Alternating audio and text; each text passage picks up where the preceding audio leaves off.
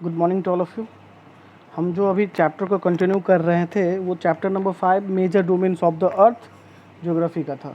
ठीक है, तो हम लोग पेज नंबर 133 पे आते हैं और अभी हम लोग जो डिस्कस कर रहे थे ये था कंटिनेंट, और कंटिनेंट के अंदर जितने भी 7 कंटिनेंट्स थे उन सबको हम एक एक करके डिस्कस, 2-3 कंटिनेंट को हमने पीछे डिस्कस पिछले क्लास में किया था, जिसमें था आपका नॉर्थ अमेरिका, अफ्रीका और एशिया। आज जो हम टॉपिक डिस्कस करने जा रहे हैं आप लोगों के साथ वो है साउथ अमेरिका, अंटार्कटिका, यूरोप और ऑस्ट्रेलिया। तो चलिए इसको हम लोग स्टार्ट करते हैं। South America is the 4th largest continent of the world. South America जो है दुनिया की चौथी सबसे बड़ी कॉन्टिनेंट है। It extends from 12 degree north to 56 degree south latitude and from 35 degree west to 81 degree west longitudes. यानी इसके जो कोऑर्डिनेट्स, इसकी जो पोजीशन है, इसके लैटिट्यूड्स क्या हैं, इसके लॉन्गिट्यूड्स क्या है, ये आपने देखा अभी। It lies mostly in the southern hemisphere. हमने बताया था ना, जो अर्थ को हमने 2 भागों में बांट रखा है, एक नॉर्दर्न हेमिस्फीयर और एक साउदर्न हेमिस्फीयर। तो इससे पहले के जो भी कंट्रीज़ वगैरह हमने पढ़े थे वो सब नॉर्दर्न हेमिस्फीयर में थे, और इसका जो साउथ अमेरिका का जो मोस्टली पार्ट है वो आपका साउदर्न हेमिस्फीयर में पड़ता है। The equator passes through this continent. Equator वो लाइन है जो अर्थ, इक्वेटर वो इमेजिनरी लाइन है जो अर्थ को 2 बराबर हिस्सों में बांटता है। तो ये जो इक्वेटर जो है वो इस कंटिनेंट से होके पास करता है। Mount Aconcagua is the highest peak in the Andes mountain range. यानी वहाँ की जो माउंटेन है, एंडीज़ माउंटेन है, वहाँ की सबसे ऊंची चोटी जिसका क्या नाम है, तो माउंट एकोनगुआ। माउंट एकोनगुआ जो है वहाँ की सबसे ऊंची चोटी है एंडीज़ पर्वत की। The low land occupy about half of south America. South America जितना बड़ा कंटिनेंट है उसका आधा एरिया जो है वो लो लैंड एरिया है। लो लैंड एरिया यानी जहाँ पे साल के ज़्यादातर दिन जो है उसमें पानी लगे होते हैं। अमेजन नदी वहीं से बहती है। The largest river of the world. इससे पहले आपने देखा होगा नील नदी के बारे में। नील नदी क्या था? Longest river of the world, सबसे लंबी नदी दुनिया की। और ये सबसे बड़ी नदी दुनिया की कौन है? अमेजन, जो वहाँ की सबसे इम्पोर्टेंट नदी उस कंटिनेंट की है। ठीक है, तो अब जो हमारा है वो है अंटार्कटिका है। Antarctica is the 5th largest continent of the world. Antarctica जो है दुनिया की 5वीं सबसे बड़ी कंटिनेंट है। It lies completely in the southern hemisphere. ये कंटिनेंट जो है पूरा का पूरा साउदर्न हेमिस्फीयर में ये पड़ता है। It spreads around the South Pole. 2 pole होता है, एक नॉर्थ पोल होता है, एक साउथ पोल होता है। यानी उसे माना जाता है कि नॉर्थ पोल के बाद अब एरिया जो है, मतलब 2 अलग अलग छोर जो होता है, एक नॉर्थ की तरफ और एक साउथ की तरफ। ठीक है, उत्तरी ध्रुव और दक्षिणी ध्रुव बोलते हैं, तो इसी को पोल बोलते हैं। It lies completely in the southern hemisphere. It spreads around the South Pole. ये कहाँ तक फैला हुआ है? तो साउथ पोल जहाँ है वहाँ तक ये जाके फैला हुआ है। और ये पूरा का पूरा कंटिनेंट जो है वो बर्फ़ की मोटी चादर से ढकी हुई है। यहाँ पे कोई भी लोग जो है परमानेंट नहीं रहते हैं, यहाँ के कोई भी निवासी नहीं हैं। यहाँ कौन रहते हैं? तो जो साइंटिस्ट होते हैं, जो मौसम के बारे में रिसर्च करते हैं, वही अपना लेबोरेटरी यहाँ बना के रहते हैं, रिसर्च करते हैं। यहाँ साल के दिन के 24 घंटे, साल के 365 दिन यहाँ पे बर्फ़ की मोटी चादर बिछी होती है। इसलिए यहाँ पे रहना पॉसिबल नहीं है, परमानेंट सेटलमेंट यहाँ पॉसिबल नहीं है। और इसी के लिए इसको क्या बोलते हैं? फ्रोजन कंटिनेंट बोलते हैं। फ्रोजन मतलब जमा हुआ, और कंटिनेंट का मतलब तो समझ ही रहे हैं। Due to thick ice cover it is known as the white continent. चूँकि इसके ऊपर बर्फ़ की मोटी चादर से ये पूरी ढकी हुई है, इसी के लिए इसको वाइट कंटिनेंट बोलते हैं या फ्रोजन कंटिनेंट बोलते हैं। The highest peak of this continent is in the Vinson Massif which is permanently covered with huge ice sheets. और यहाँ की जो हाईएस्ट पीक है, इस कंटिनेंट की जो हाईएस्ट पीक है, पर्वत है, वो कौन है? विंसन मैसिव है, जो परमानेंटली कवर्ड किस चीज़ से होती है, तो ह्यूज आइस शीट्स से, बर्फ़ की मोटी मोटी चादर से हमेशा ये ढकी रहती है। Antarctica is surrounded by the Pacific, the Atlantic and the Indian ocean. Antarctic ये जो कंटिनेंट है, ये इसके एक तरफ पैसिफिक ओशियन है, अटलांटिक ओशियन है और एक तरफ इंडियन ओशियन है, यानी पैसिफिक, अटलांटिक और इंडियन ओशियन से ये सराउंडेड है। This continuous water body is also called southern ocean. और ये तीनों जो मतलब समुद्र है वो कंटिन्यू है, मतलब, और ये तीनों जो है, this continuous water body is called southern ocean. और इस तीनों ओशियन को मिला के साउदर्न ओशियन भी उसे कहा जाता है।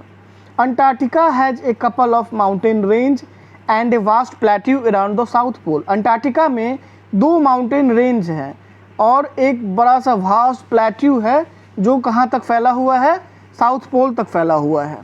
It has a few known resource but there are no native people living there. यहाँ पे कुछ रिसोर्स हैं बट यहाँ के कोई भी परमानेंट बाशिंदा यहाँ पे नहीं रहते हैं। Many countries have their research station in Antarctica. हमने क्या बताया था, जो भी बड़े बड़े कंट्रीज़ हैं वो अपना रिसर्च स्टेशन अंटार्कटिका में अपना इस्टेब्लिश किए हुए हैं, अपने साइंटिस्ट वहाँ रखे हुए हैं और वो वहाँ पे मौसम के बारे में रिसर्च करते हैं। इंडिया का भी रिसर्च स्टेशन वहाँ पे है। India also has research station there are named Maitri and Dakshin Gangotri. उनके नाम क्या क्या हैं, तो एक का नाम है मैत्री और दूसरा का नाम है Dakshin Gangotri. As it has great scope for the scientific study of weather it is also called the continent of science. क्योंकि ये एक ऐसा कंटिनेंट है, यहाँ पे बहुत बड़ा स्कोप है साइंटिफिक स्टडी ऑफ वेदर, यानी मौसम के लिए जो स्टडी किया जाता है, मौसम के बारे में जो अध्ययन किया जाता है, तो इसीलिए इस कंटिनेंट को कंटिनेंट ऑफ साइंस भी कहा जाता है। तो अंटार्कटिका को ही कंटिनेंट ऑफ साइंस कहा जाता है, फ्रोजन कंटिनेंट कहा जाता है या वाइट कंटिनेंट भी कहा जाता है। अब चलते हैं Europe. Europe is the 6th largest continent of the world. Europe जो है दुनिया की 6ठी सबसे बड़ी कंटिनेंट है। It extends from 36 degree north to 75 degree north latitude and 10 degree west to 64 degree east longitude. इसके कोऑर्डिनेट्स क्या हैं? तो क्या है इसके लैटिट्यूड्स और लॉन्गिट्यूड्स क्या है? तो इसके लैटिट्यूड्स क्या है, 36 degree north to 75 degree north, और इसके लॉन्गिट्यूड्स क्या है, तो 10 degree west to 64 degree east. It lies entirely in the temperate zone. ये पूरा का पूरा कंटिनेंट जो है वो टेम्परेट जोन में पड़ता है, temperate zone. The Arctic circle passes through it. जो आर्टिक सर्किल होता है वो भी इस कंटिनेंट से पास करती है। It is bounded by water bodies on 3 sides. और इसके 3 साइड्स से ये पानी से घिरा हुआ है। Europe is a continent of high mountains and vast plains. Europe कैसी कंटिनेंट है, तो ये एक ऐसी कंटिनेंट है जहाँ पे बड़े बड़े पर्वत हैं और यहाँ पे वास्ट प्लेन है। प्लेन का मतलब जो समतल मैदान होते हैं। There are many active volcanoes in this continent. इस कंटिनेंट पे बहुत सारे एक्टिव वोल्केनो भी होते हैं, जिंदा ज्वालामुखी जिसे बोलते हैं। Mount Blanc is the highest peak in the Alps. Alps mountain range है, पर्वत श्रृंखला है। एल्प्स माउंटेन रेंज में माउंट ब्लैनेक जो है वो हाईएस्ट पीक है, हाईएस्ट चोटी है। किसमें है, तो फिर से सुनिए, एल्प्स माउंटेन रेंज है जिसमें माउंट ब्लैनेक जो है हाईएस्ट पीक है। माउंट एल्ब्रस जो है which is the caucus mountain is the highest mountain peak in Europe. और यूरोप का सबसे हाईएस्ट माउंटेन जो है वो कौन है, माउंट एल्ब्रस। ठीक है, अब चलते हैं, हमारा लास्ट कंटिनेंट जो है वो है ऑस्ट्रेलिया।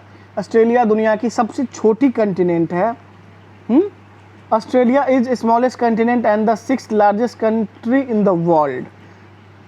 ऑस्ट्रेलिया दुनिया की सबसे छोटी कंटिनेंट है और कंटिनेंट होने के साथ साथ ये एक कंट्री भी है और दुनिया की 6ठी सबसे बड़ी कंट्री है ये।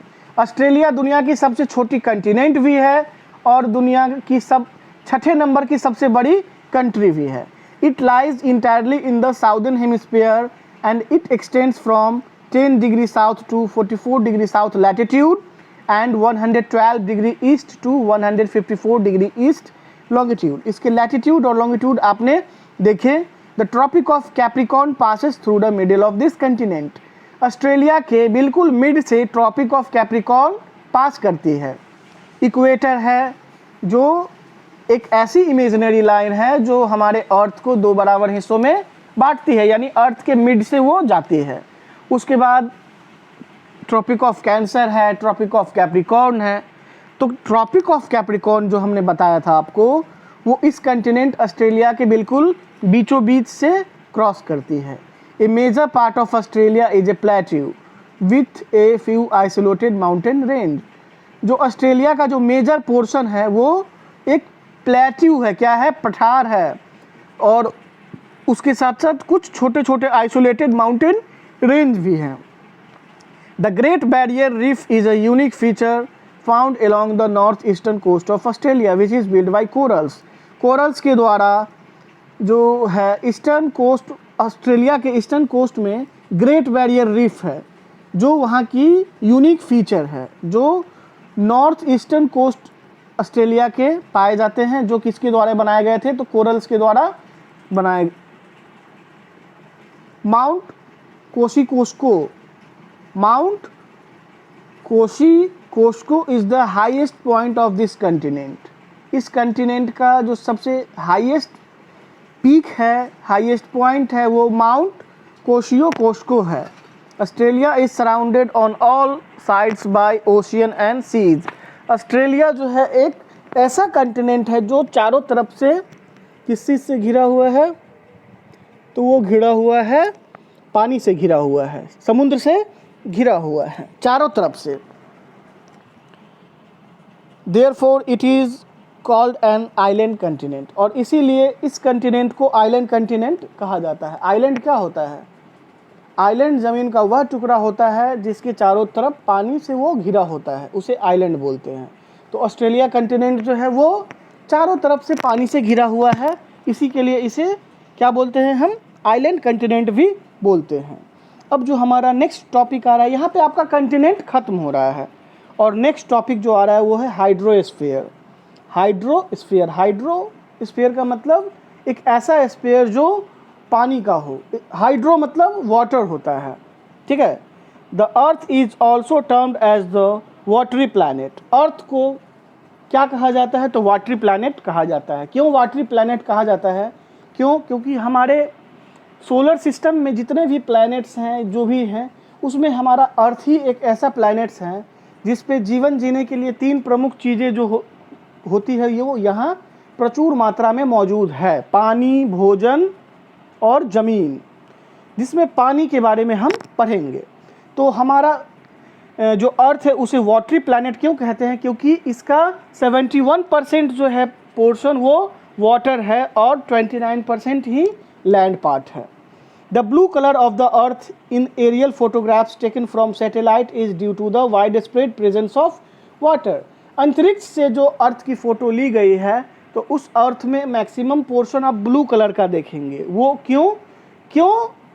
क्योंकि जो मैक्सिमम पोर्शन हमारा अर्थ पे है वो वाटर है, और वाटर की आप ऊंचाई से अगर फ़ोटो लेंगे तो वो ब्लू कलर का आता है। This is mainly in the form of great water bodies called oceans and seas. और this is mainly in form, ये जो मैक्सिमम वाटर जो है वो किस फॉर्म में है? तो ओशियन के फॉर्म में है या सी के फॉर्म में है। The earth is therefore also called the blue planet, और अर्थ को इसी कारण से ब्लू प्लैनेट भी कहा जाता है। एज वाटर बॉडीज़ में ocean and seas cover most of the southern hemisphere,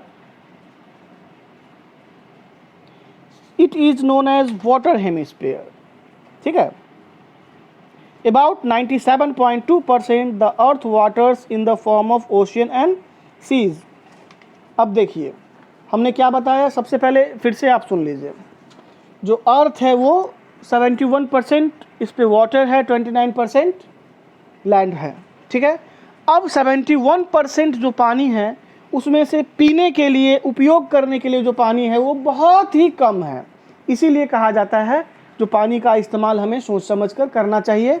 बिना मतलब का पानी का इस्तेमाल ना करें, कम से कम इसकी इस्तेमाल करें, जिससे हमारे आगे आने वाले जनरेशन जो हैं इसका उपयोग कर सकते हैं। हमारे इंडिया में ही बहुत ऐसे स्टेट्स हैं, डिस्ट्रिक्ट्स हैं जहाँ पे पानी की बहुत किल्लत होती है। वहाँ टैंकर्स के द्वारा पानी दिया जाता है, लोग प्यास मर जाते हैं। About 97.2% the earth water is in the form of ocean and seas। अर्थ पे जितना भी पानी है उसका 97.2% जो है वो किस फॉर्म में है? तो ओशियन या सी के फॉर्म में है, महासागर या समुद्र के फॉर्म में है। और आपको पता है समुद्र या महासागर का जो पानी होता है वो खारा पानी होता है, नमकीन पानी होता है। कभी गलती से भी मुंह में अगर वो पानी चला जाता है तो उल्टी आ जाती है। क्यों? क्योंकि वो बहुत ज़्यादा ही नमकीन पानी होता है। But this water is salty and not suited for drinking purpose. और चूँकि ये पानी बहुत साल्टी होता है, हमारे पीने योग्य ये नहीं होता है। तो 97.2% ओशियन का पानी है, तो बचा कितना? तो the rest 2.77% is in form of glacier and ice sheets and a small portion 0.03% exist as fresh water suitable for human use. अब देखिए 97.2% तो ओशियन का पानी है जिसका उपयोग ही नहीं कर सकते हैं, तो बचा कितना? तो 2.77% वो पानी ग्लेशियर, ये ग्लेशियर का मतलब होता है जो बड़े बड़े पहाड़ होते हैं उसके ऊपर जो बर्फ़ की चादर होती है, यानी अंटार्कटिका जाएंगे तो वहाँ ग्लेशियर बहुत सारे हैं। तो जो 2.77% जो पानी है वो ग्लेशियर के फॉर्म में है या आइस शीट के फॉर्म में है, वो भी बहुत कम मात्रा में। और बहुत कम मात्रा में हमारे पीने योग्य पानी हमारे अर्थ पे है, वो कितना है उसका परसेंटेज?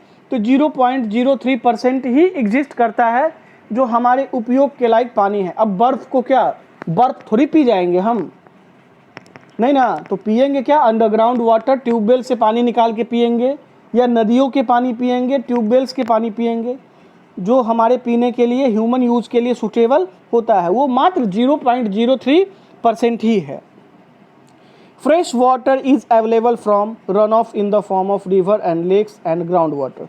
फ्रेश वाटर जिसका इस्तेमाल ह्यूमंस कर सकते हैं या हम करते हैं, वो रिवर्स से करते हैं, लेक्स से करते हैं या ग्राउंड वाटर से करते हैं।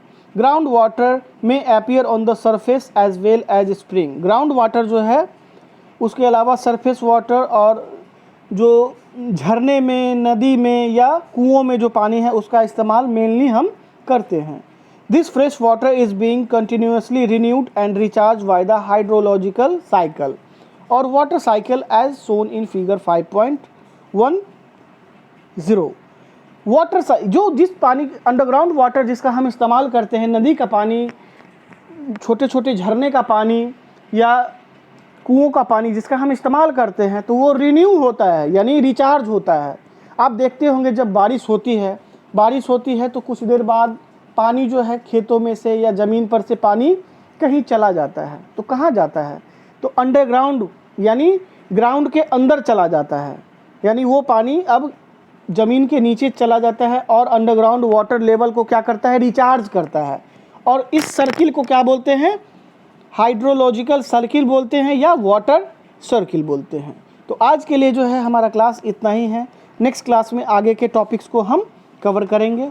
और फिर से मैं आपको बता दे रहा हूँ कि आप लोगों के लिए कंपलसरी है कि 5 अक्टूबर से जो आपकी क्लासेज या जो भी टेस्ट होंगे वो सब पेरेंट्स अलार्म के एप्लीकेशन पे होंगे। तो आप सभी बच्चे उससे पहले 5 अक्टूबर मंडे पड़ता है, उससे पहले आप सभी बच्चे पेरेंट्स अलार्म के एप्लीकेशन को गूगल प्ले स्टोर से डाउनलोड कर लेंगे। और उसमें लॉगिन कैसे करना है? तो लॉगिन आईडी और पासवर्ड सभी बच्चे के रजिस्टर्ड मोबाइल नंबर पे आ चुका होगा। एक बार नहीं, 2 बार नहीं, 3 बार आ चुका है। फिर भी अगर किसी बच्चे को इसमें प्रॉब्लम हो रही है लॉगिन करने के लिए, तो आप अपने स्कूल में, ऑफिस में कांटेक्ट करेंगे, आर सर से कांटेक्ट करेंगे। ओके, तो आज के लिए इतना ही है। नेक्स्ट क्लास में हम आगे के टॉपिक को फिर से स्टार्ट करेंगे। आज के लिए